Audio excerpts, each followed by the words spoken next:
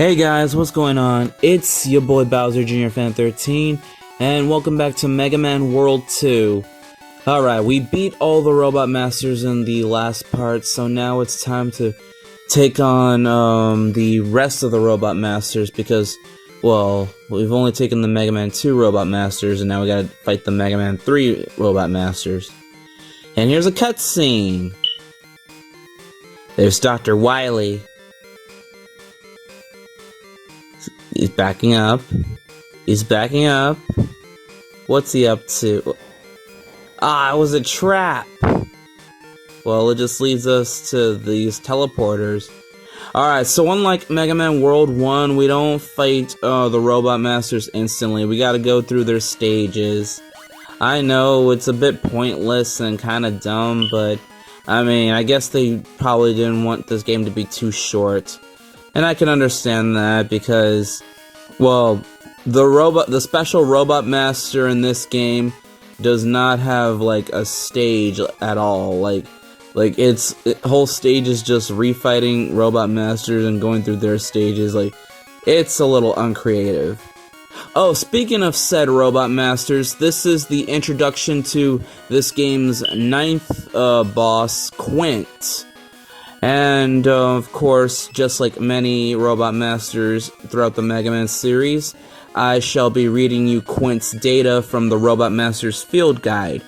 And bear with me, folks, this is also tied to the rest of the story that I didn't mention in Part 1, so here we go.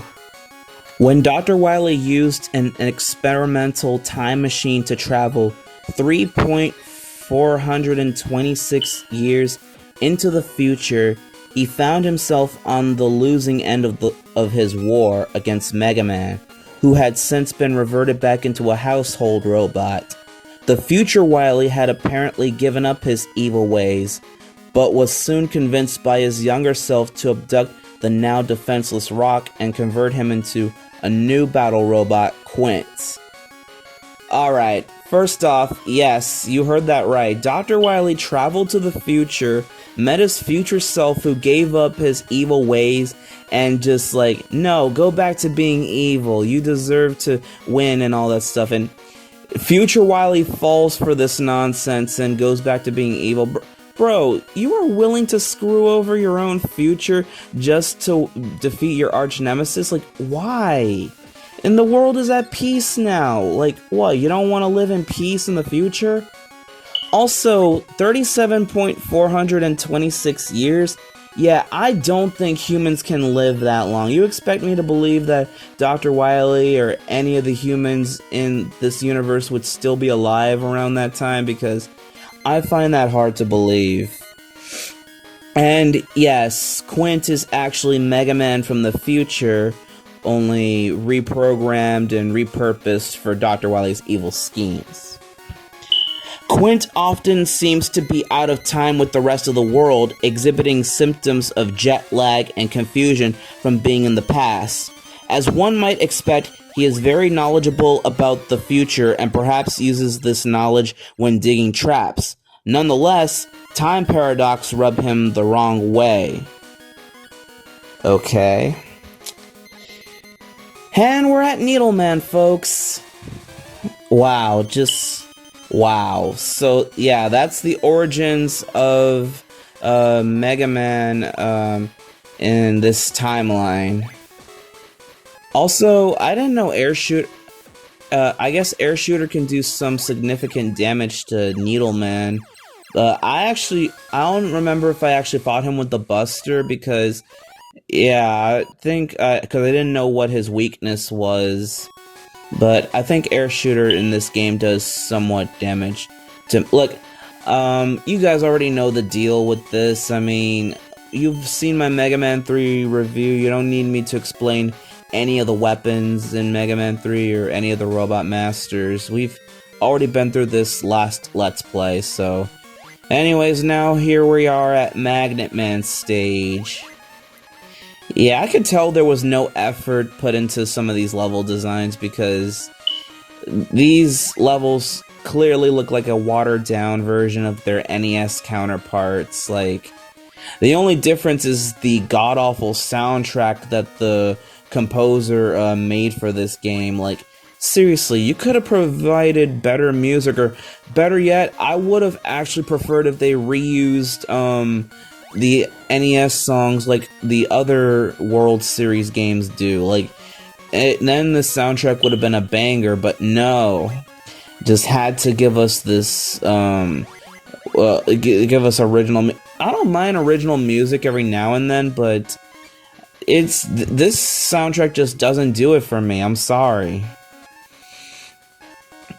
But, yeah, okay. I just gotta process everything that's going on right now because I'm just really confused. This story really confuses me, especially concerning Quint and all that stuff. Like, just, but yeah, so Quint is Mega Man from the future, and here's something I'm also confused, because here's what confuses me about this. So, Quint was sent to the past to kill his past self, but wouldn't that technically mean that he would die? Because, well, he's future Mega Man, and if his past self dies, like, wouldn't that cause a time paradox? Like, really? Alright, well, whatever. It's best to use Rush Jet on this section. Like, okay, well, I gotta ask, why does Rush Jet look like this? Because when I was playing the game, I was like, geez, Rush is so small in this game. It's like the editors who were, or the sprite editors, or whoever made the sprites for this game, like, they literally cannot draw for the life of them, because well, not most, but some of the sprites, they don't even resemble the NES sprites, and it just really looks confusing. And also I wanted to mention that in today's episode, now, normally when you see me play these Mega Man games, I only go through 2 stages per episode. But since this game is really easy and goes by really fast, I'll do all the Mega Man 3 stages, just so that I won't have to make another separate video after this. And we can just save it for the final segment of the game. And you just shoot Magnet Man with a needle missile. I mean, yeah, is it needle cannon? I don't know. Alright, so after beating Magna Man, we get the Magna Missile, as usual. You know, even with the terrible soundtrack, it's surprisingly impressive that they even managed to butcher the "You Get a New Weapon" theme from Mega Man 3. Like that is just shameful. Taking my favorite game and just butchering the theme to it, like, for this game is just disgraceful. Like, yeah, whatever the company's name was that worked on this game, you ought to be ashamed of yourselves.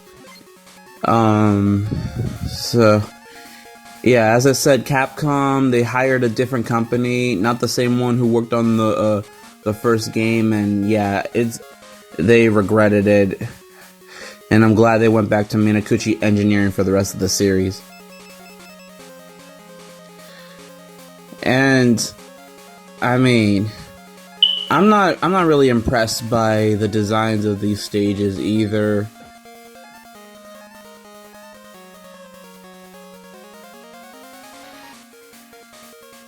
Monkey. More monkeys.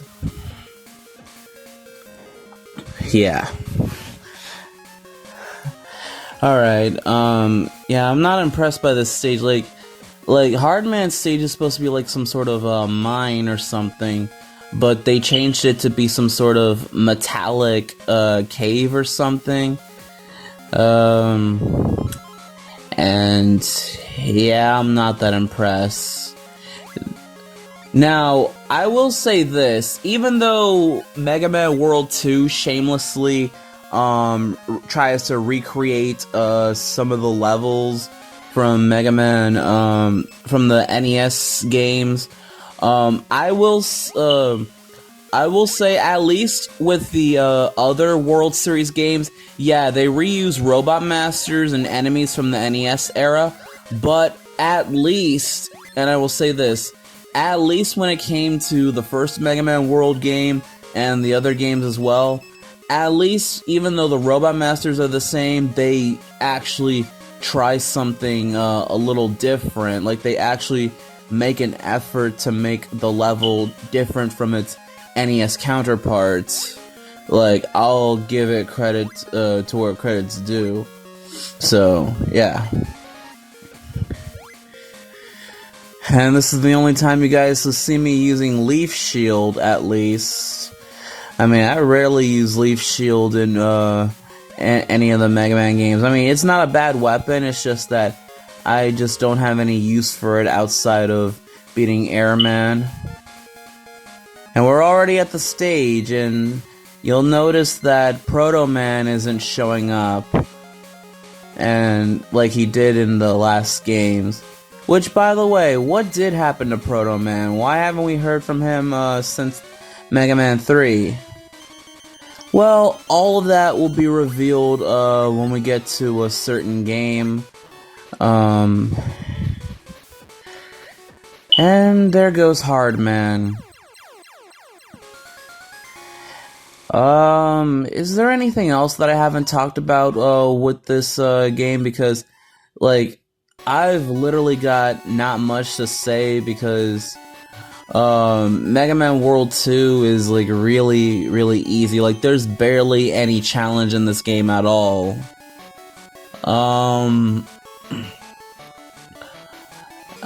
But yeah. And there's Top Man's stage. And Top Man's stage is, yeah, looking a little potty, or that was stupid. I'm sorry, folks. I apologize for that shitty pun. Well, hey, at least you get to see me use Rush Marine in this game once again. Why they put invisible or Yoku blocks or something like that underwater? Like, what was the purpose of that? I was trying to make a pun with pot and weed because remember how I said in Mega Man 3 that Top Man's stage kind of is implicating or implying weed in its stage? Well, that was a joke, folks. That was obviously a joke because I know Capcom for sure was not doing this intentionally. But I apologize for making that stupid pun. God, this is so embarrassing. That just shows you that when I'm playing a game that's not impressing me, or when I'm playing a game where I don't have much to say, it just shows you that I'm running out of jokes and stuff. But hey, who knows? Maybe I could ask a couple of friends of mine or a few close people I know if they got any puns or jokes that they'd like me to use in these videos. Maybe they could come up with something clever. I don't know. Yeah, you know, I could fight that Tiger Cat mini boss, but screw that. We could. What's the point of fighting it when you're just gonna let me avoid it completely? So that basically beats the purpose of trying to fight it, because I mean, like, why would you let me fight this fight the tiger thing if you're just gonna give me a way to escape? But whatever. We're almost done with this stage anyways. And folks, we're at the section that I actually died a couple of times. Yeah, believe it or not, you know the spinning, rotating top segments from the NES counterpart? I actually died in a couple of times in this segment, like, believe it or not. Like, you'll see the first death because I didn't time my jumps in time, like, that was on me, folks. Okay, second time. Did I time this right? Nope, I didn't. And I was touching the freaking platform. How did that not count? Alright, third time's a charm, so I said, you know what, screw it. Let's just rush jet our way through this segment, because, yeah, why didn't I think of using rush jet earlier? I had the weapon, but I guess I was probably saving it for Dr. Wily's castle, because, yeah, we kind of are gonna need a rush jet, yeah. Alright, let's just go ahead and beat Top Man so that we can finally get this, this stage over, so we can, move on to the next part, because I know maybe some of you watching this is probably bored already, but I apologize, folks. And Top Man, he's still a pushover, and yet, he still puts up somewhat of a fight in this game. And we, of course, get the top spin. I don't know why Top Man needed to be in this game, because top spin, as I said, is the most useless weapon in Mega Man 3. And none of the bosses in this game are weak to top spin, so what's the point of giving me this weapon? No, seriously, what? Alright, but that's it for today, folks. You guys know the drill. Like, comment, share, and subscribe, and we're gonna be finishing Mega Man World 2 in the next episode. So, I'll see you guys then. Peace out, everyone.